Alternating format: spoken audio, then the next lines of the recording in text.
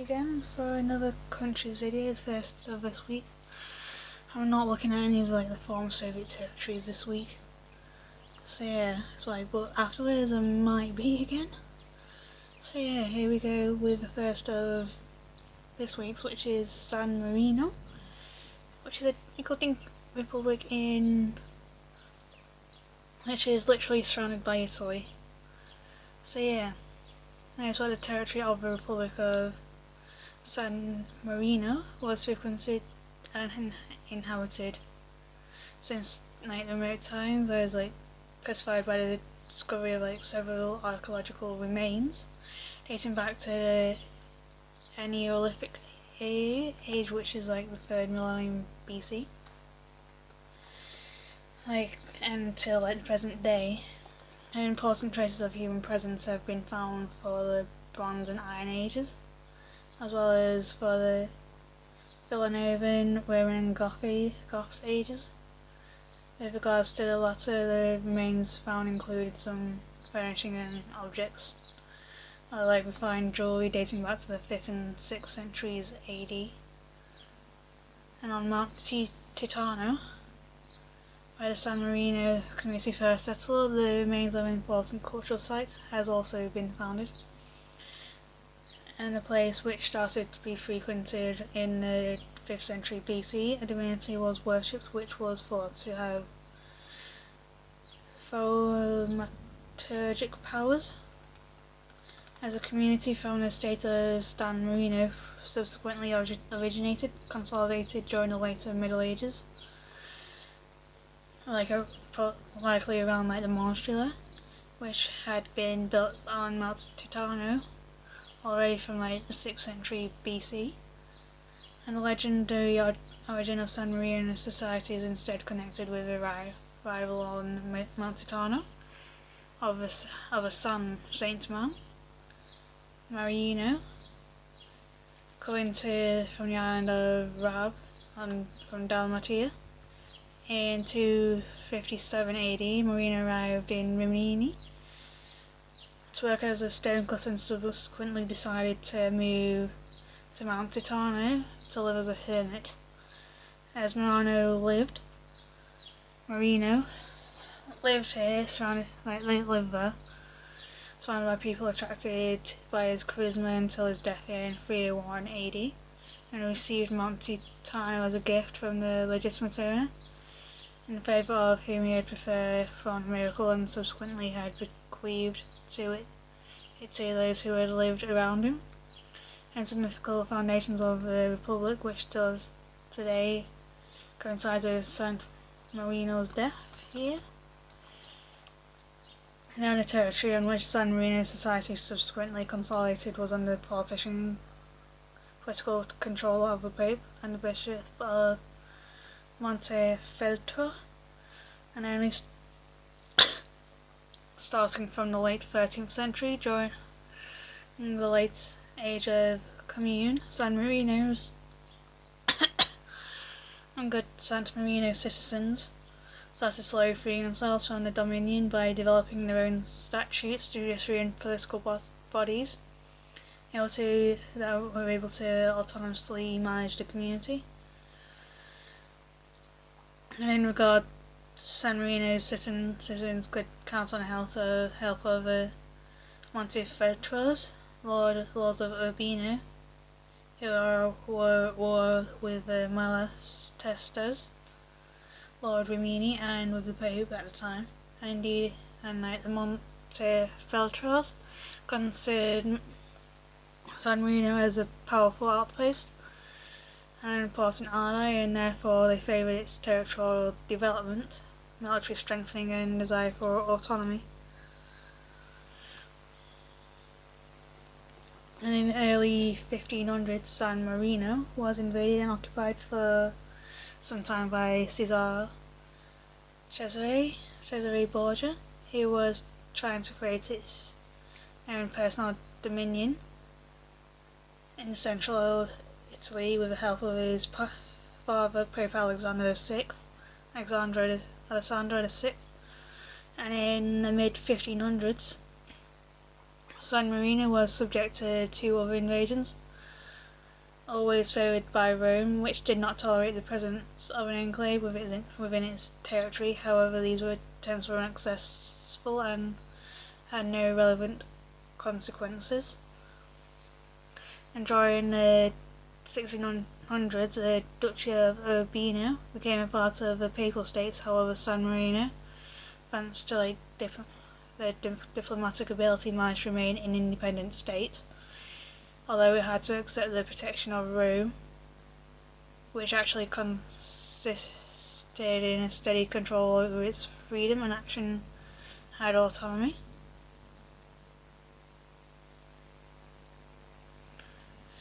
And the Papal States considered freedom of San Marino as something partial resulting from its exclusive concessions.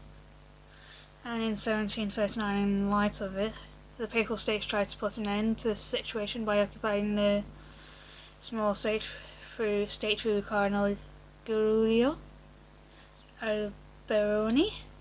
However, after some months, the Pope understood that the majority of San Marino citizens did not admit the fact of losing their own freedom, and this occupation had created some discontent in various European courts, and therefore on the 5th of February 1740 it decided to give back to San Marino its ancient independence, and although it remains subject to protection and supervision as in the past,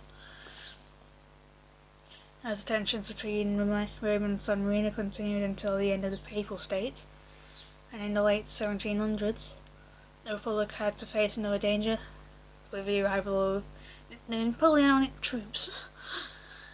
And so, god damn it, Napoleon! As it had its border, unfortunately, Napoleon preferred to respect the small state and also offered San Marino some economic concessions,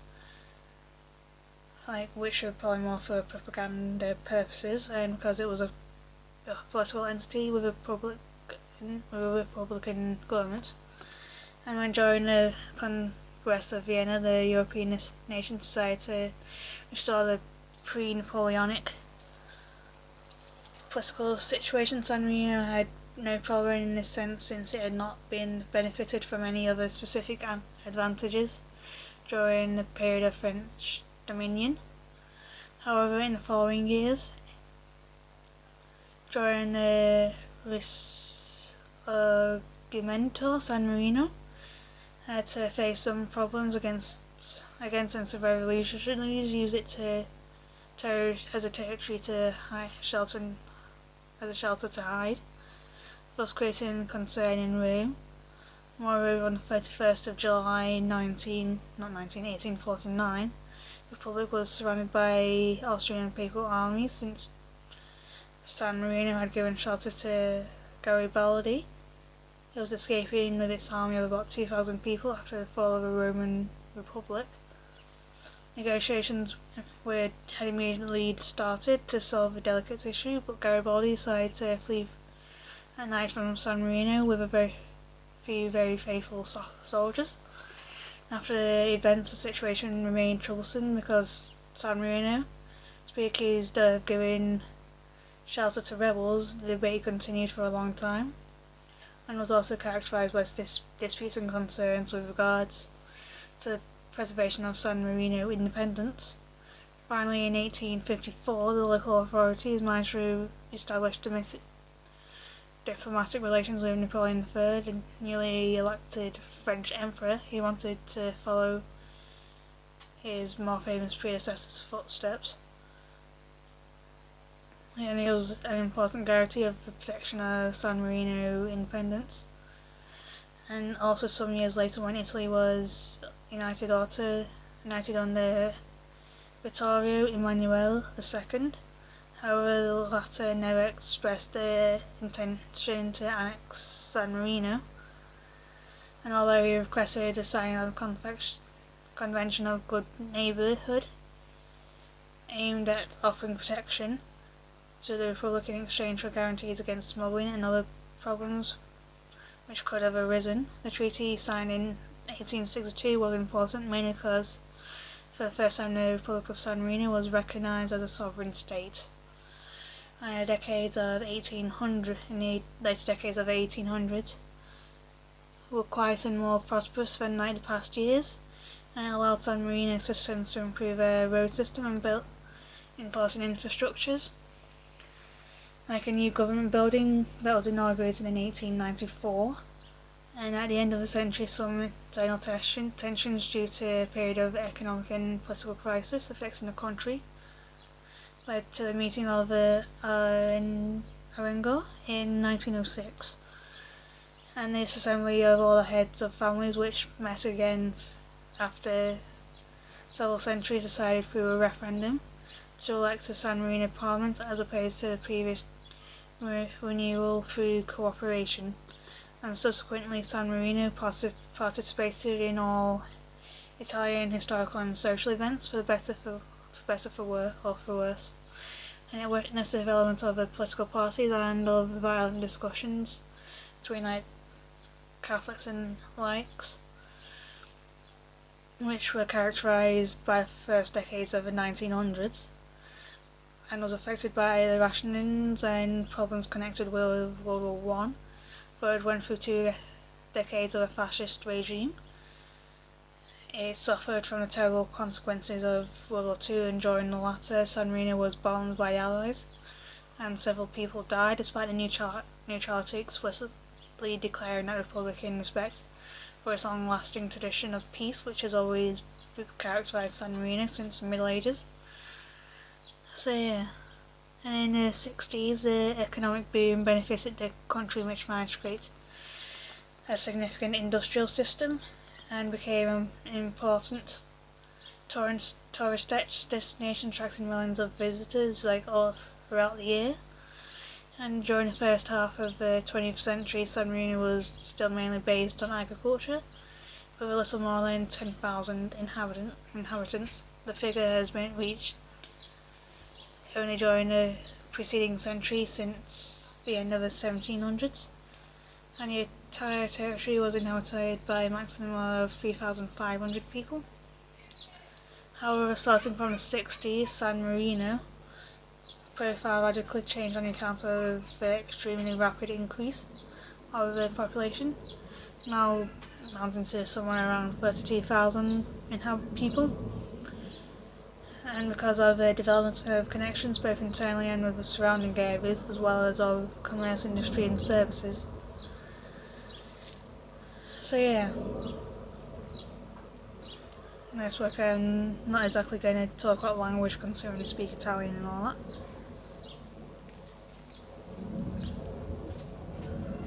which I kind of covered in the video I did on Italy,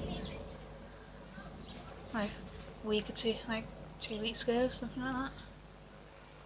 So I can kind of go through a legend and all, briefly, and it's kind of like the San Marino legend, between the legend and mystery. As the legend says, that the creation of Mount Titano again.